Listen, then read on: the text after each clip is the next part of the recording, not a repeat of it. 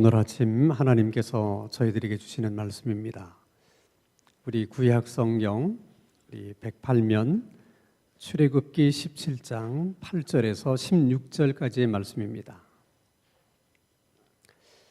구약 성경 108페이지 출애굽기 17장 8절에서 16절까지의 말씀을 제가 봉독합니다. 하나님의 말씀을 경청하시기 바랍니다. 그때 아멜렉이 와서 이스라엘과 르비딤에서 싸우니라.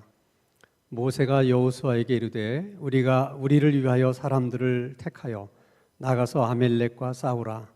내일 내가 하나님의 지팡이를 손에 잡고 산 꼭대기에 서리라. 여호수아가 모세의 말대로 행하여 아멜렉과 싸우고 모세와 아론과 훌은 산 꼭대기에 올라가서 모세가 손을 들면 이스라엘이 이기고 손을 내리면 아멜렉이 이기더니 모세의 팔이 피곤함에 그들이 돌을 가져다가 모세의 아래에 놓아 그가 그 위에 앉게 하고 아론과 훌이 한 사람은 이쪽에서 한 사람은 저쪽에서 모세의 손을 붙들어 올렸더니 그 손이 해가 지도록 내려오지 아니한지라. 여호수아가 칼날로 아멜렉과 그 백성을 쳐서 무찌르니라. 여호와께서 모세에게 이르시되 이것을 책에 기록하여 기념하게 하고 여호수아의 귀에 외워 들리라. 내가 아멜렉을 없이 하여 천하에서 기억도 못하게 하리라. 모세가 제단을 쌓고 그 이름을 여호와 니시라 하고 이르되 여호와께서 맹세하시기를 여호와가 아멜렉과 더불어 대대로 싸우리라 하셨다 하였더라. 아멘. 우리가 잘 아는 것처럼 출애굽한 이스라엘 백성들이 하나님이 약속하신 그 축복의 땅 가나안 땅에 가기까지는 40년이라고 하는 세월이 걸립니다. 그 40년은 모두 광야에서 보낸 시간들입니다. 그 광야에서의 40년의 그 세월 속에서 특별히 이스라엘 백성들이 5개의 큰 사건을 만나고 경험하게 됩니다. 그들이 광야에서 만났던 이 5가지의 사건들은 그 하나하나가 광야의 삶을 상징하는 사건들입니다. 그 첫째 사건은 스루 광야에서 만난 마라의 쓴물 사건입니다. 목이 마른 상황에서 물은 있었지만 그 물이 넘어서서 마실 수 없는 물이었기 때문에 겪어야 되는 아주 독특한 고난을 그들이 경험하게 된 것입니다. 두 번째 사건은 신광야에서 만나게 된 만나 사건입니다. 사방 어디를 둘러봐도 먹을 것을 구할 수 없는 그런 광야라는 환경 속에서 먹을 것이 떨어진다는 것은 삶의 근본이 흔들리는 어려움입니다. 그들은 난생 처음 그런 두려움을 신광야에서 겪게 된 것입니다. 그리고 세 번째 사건은 르비딤에서 만난 반석의 생수 사건입니다. 광야라고 하는 것은 물을 구하기가 어려운 곳입니다.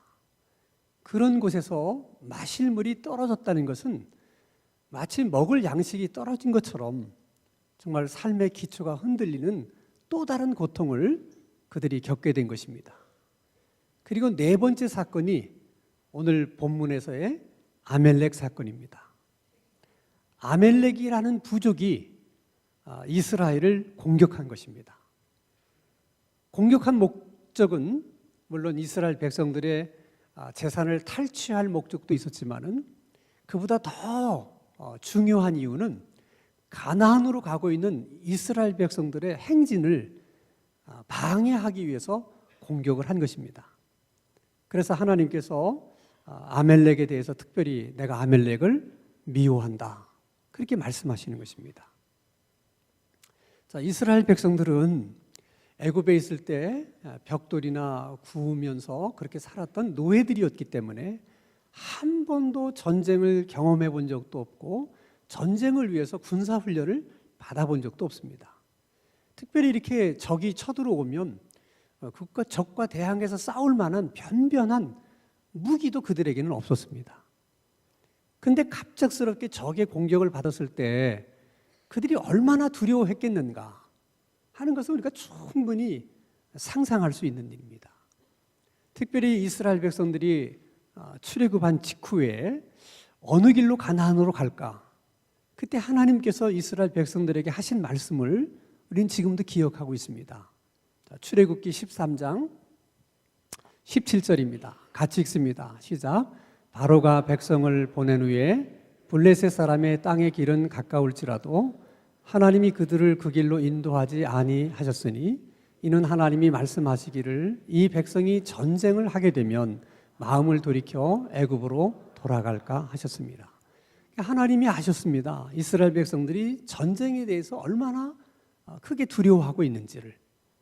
그래서 애굽 군대가 추격할 때도 하나님은 이스라엘 백성들에게 너희들은 그냥 가만히 있어라.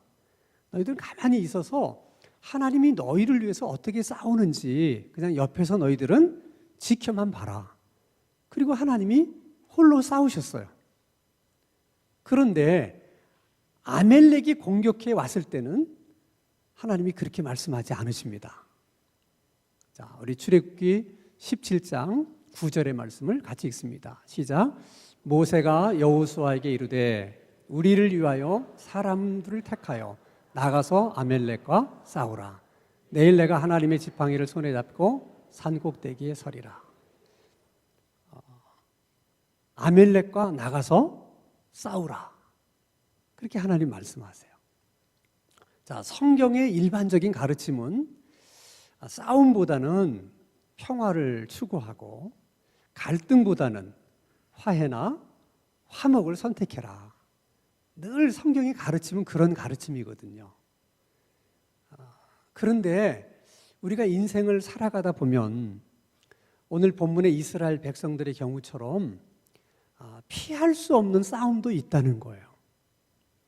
아니, 피해서는 안 되는 싸움도 있다는 것입니다.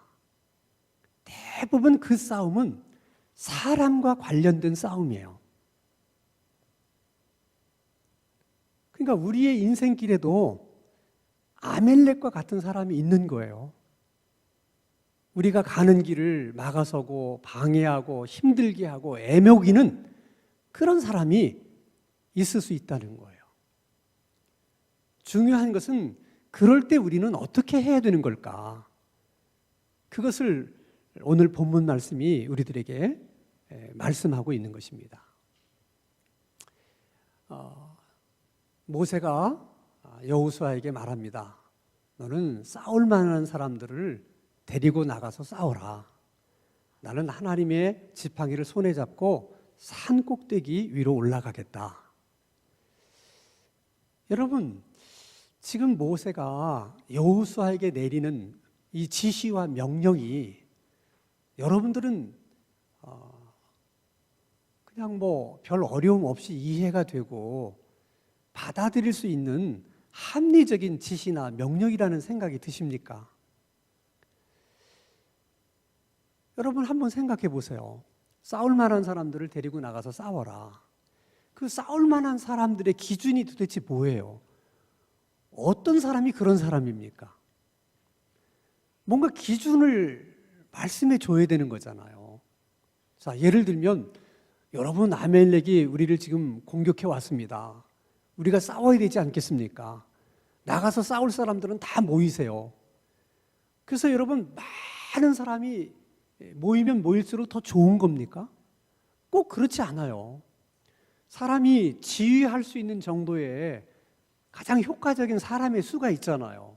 오히려 너무 사람들이 많으면 어떻게 그걸 다 지휘하고 통솔을 하겠어요?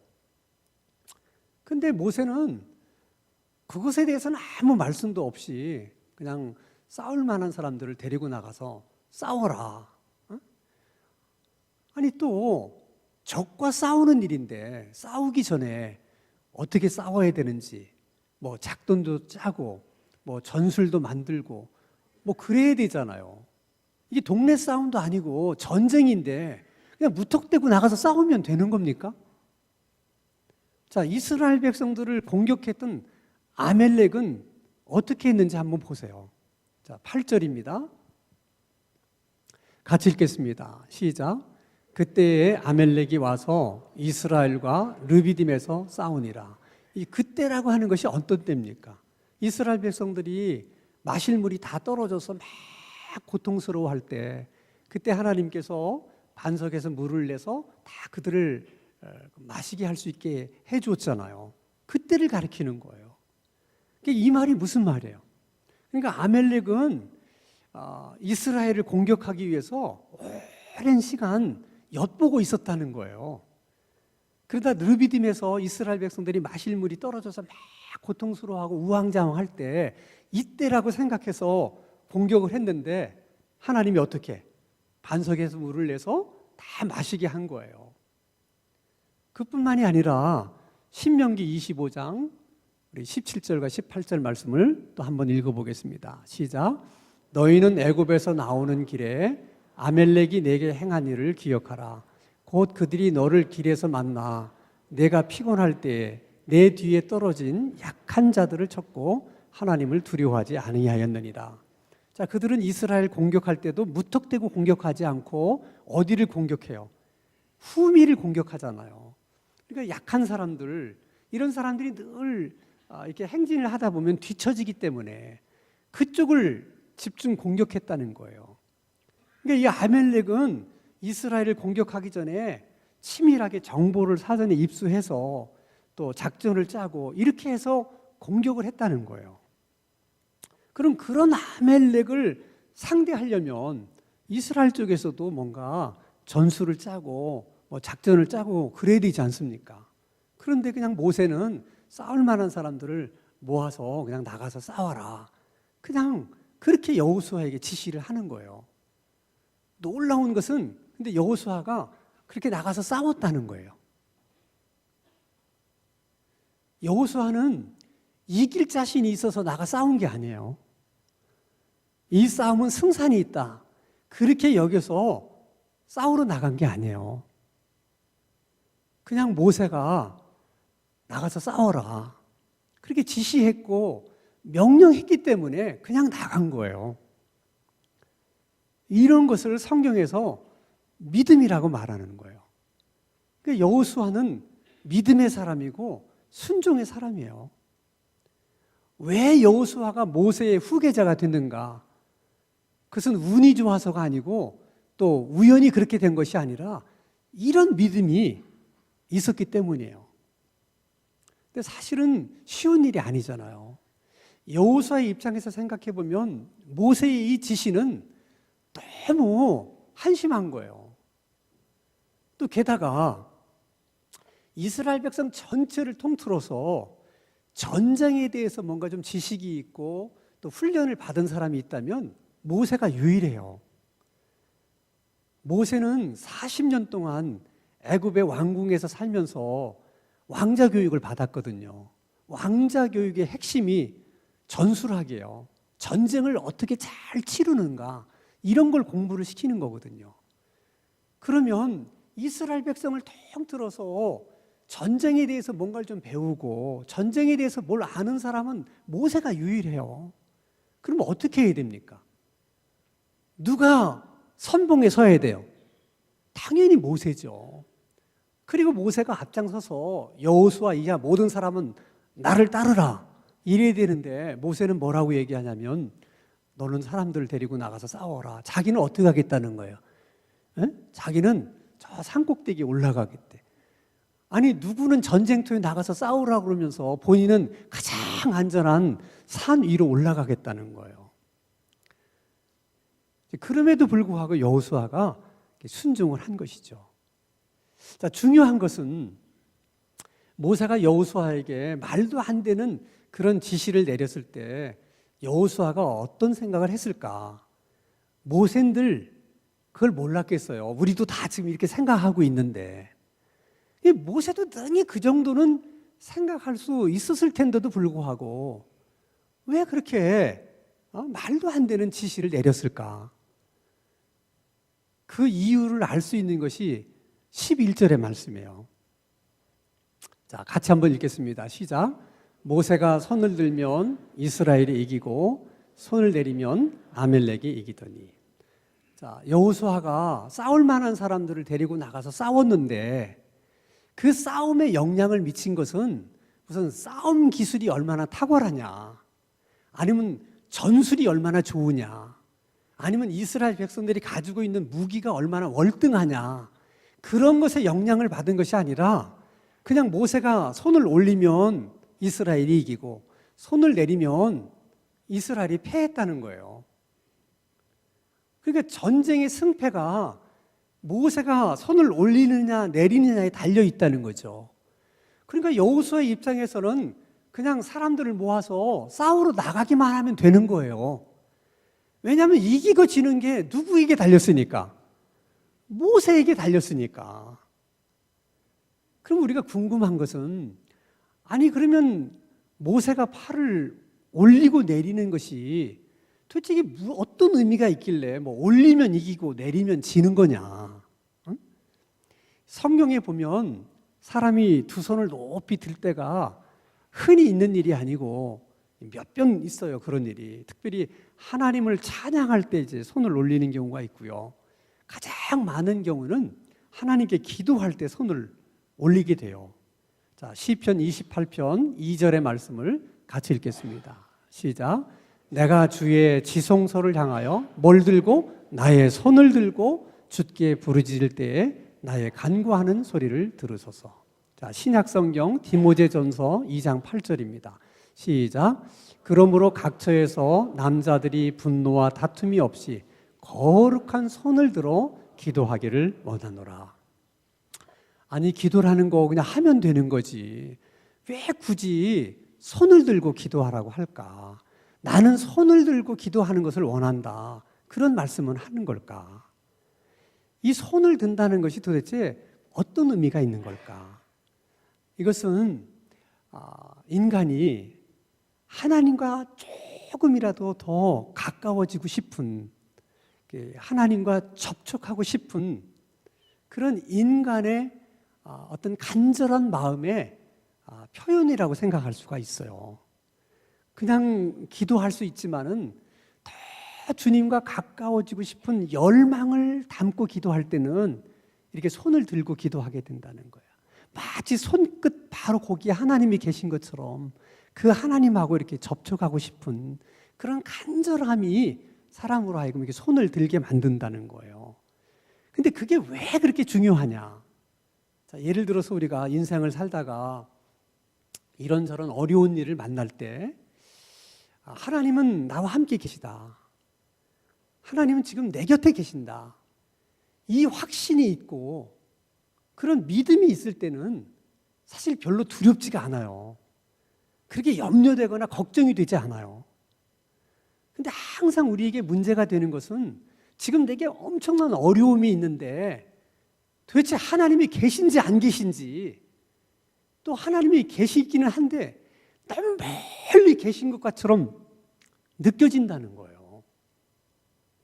그러니까 정말 하나님이 바로 내 옆에 계신다고 그렇게 느껴지기만 하면 사실 어떤 어려움이 있어도 그렇게 두려워할 것도 아니고 염려하거나 걱정할 것도 아닌데 왠지 주님이 멀리만 계신 것 같기 때문에 두려운 거예요.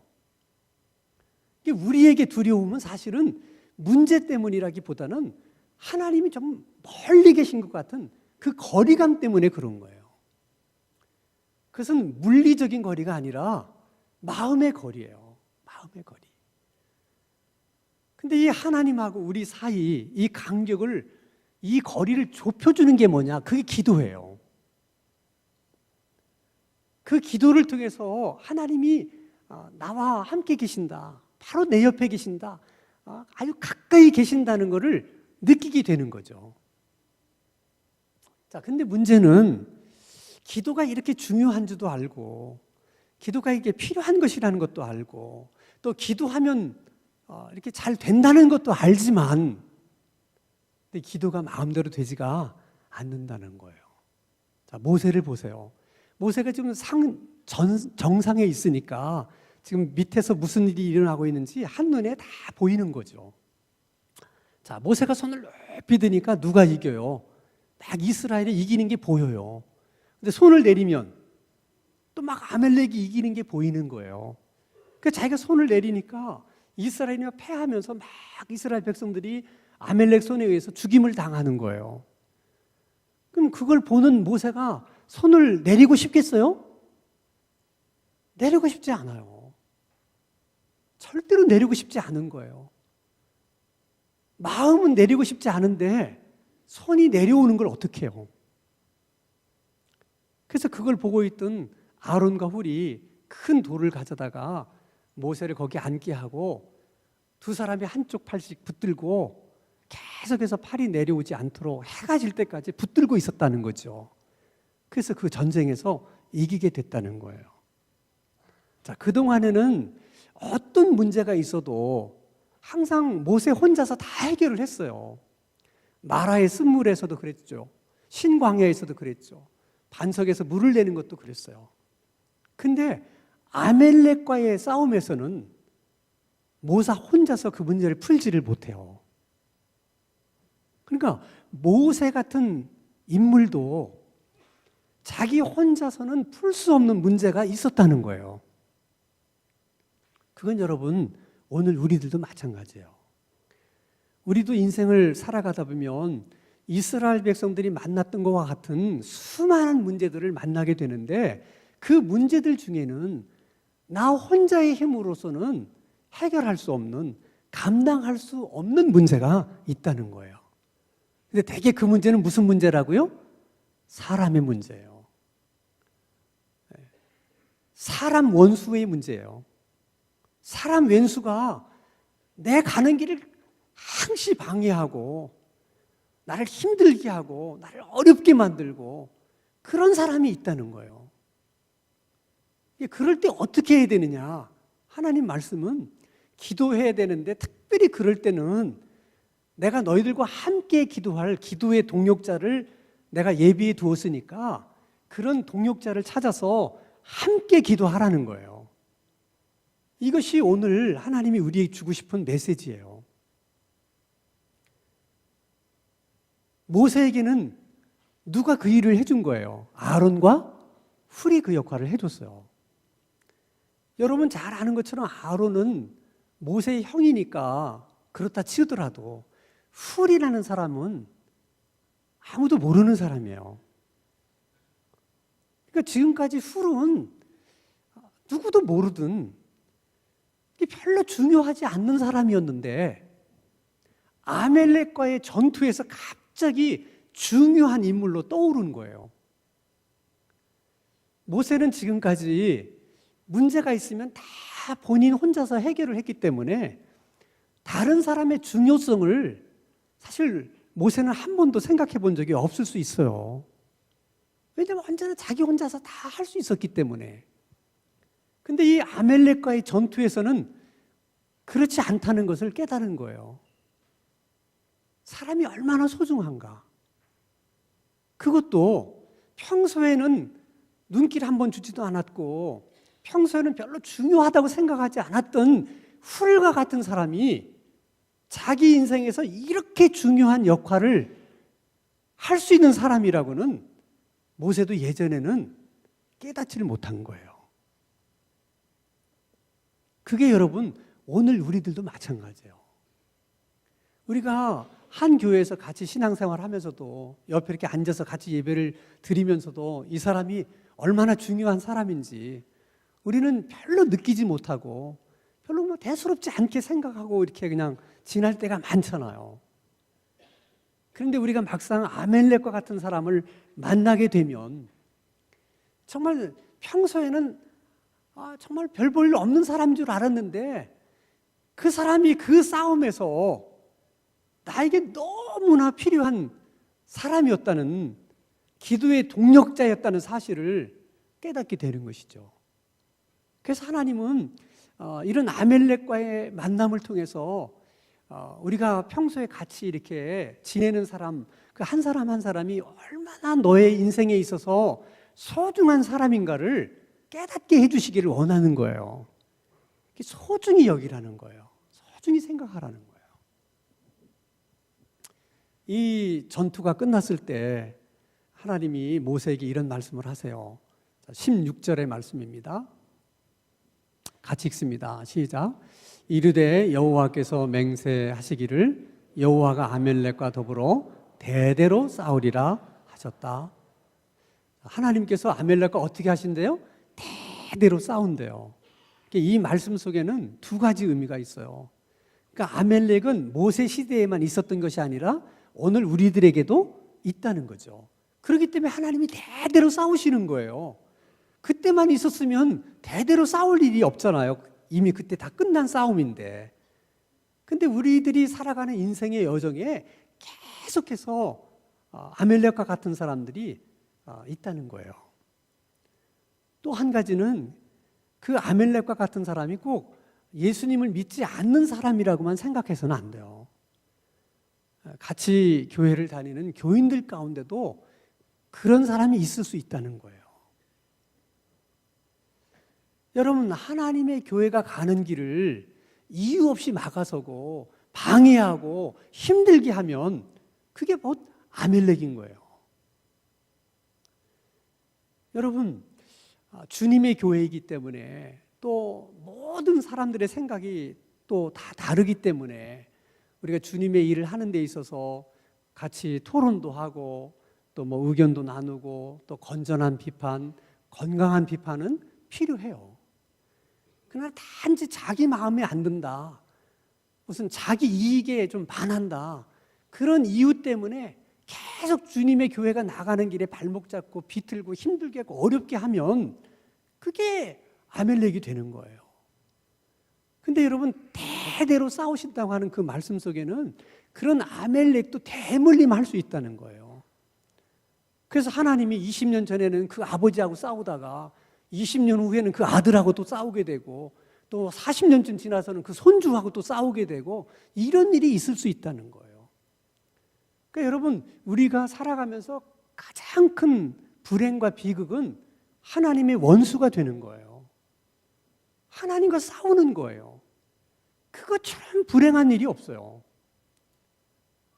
그러니까 우리가 다른 일은 몰라도 하나님이 원수가 되는 일은 해서는 안 돼요. 하나님과 싸우는 사람이 돼서는 안 돼요. 그것도 우리들에게 있어서는 너무나 큰 기도의 제목이에요.